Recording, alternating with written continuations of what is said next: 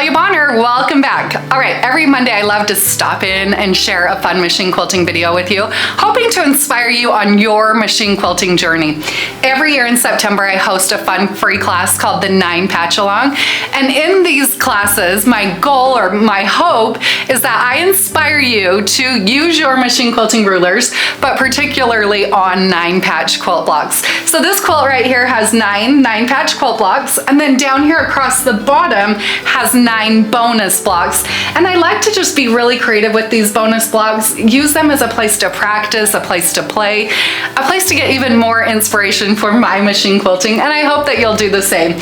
Anyways, you can find all the details about all the products that I'm using here, this fun new series. You can enroll, grab our companion design workbook, all that over on our website, peaceandquilt.com. I'm sure you're tired of hearing me talk, so let's hop down here to the machine. We're going to be doing just ruler quilting today, but we'll be using my Sway 4 and my Sway 5 machine quilting rulers. When doing any machine quilting with machine quilting rulers, you always want to make sure you have the proper tools, which include a ruler foot, definitely an essential tool, but also a ruler base, which creates this large flat working surface.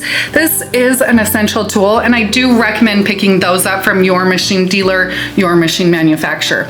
Okay, so my machine quilting rulers are designed to work with a ruler foot, which means that from your needle position to the outside of the foot adds 1/4 of an inch. I've designed these rulers taking that into consideration. We'll start out today using the Sway 4 machine quilting ruler, and I'm going to quilt a point-to-point curve. So from here up to this corner on the block. Now the Sway 4 fits perfectly there. I can line up that straight line right there through the middle of the ruler. I can line that up on the ditch, engage the machine. I am stitching here in the stitch regulated mode with my stitch length set at 14 stitches per inch. I'll engage the machine, apply gentle pressure, and then quilt around that curve.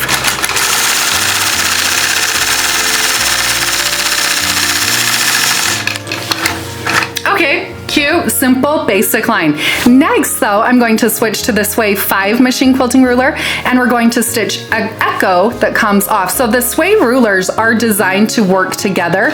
At this point, I'll travel across my ditch, moving up about a 1/2 inch. Looks like that is the perfect place. So here's why they work together so well and what's super cool about them. On the Sway 5 machine quilting ruler, through the circular end of the ruler, you can see that heavily dashed line.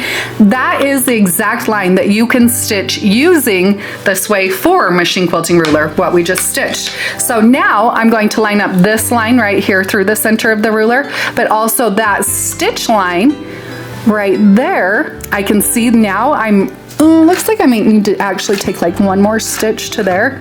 Okay, so now I'm ready to stitch that echo. I'll apply gentle pressure, stitch around that curve.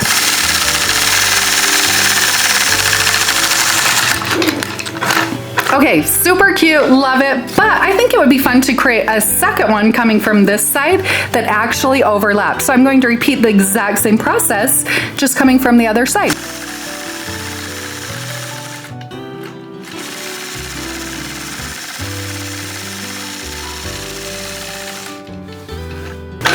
I'm loving it. Oh, looks like I maybe stitched. Nope, I'm pretty close to where I need to be. All right, line everything up.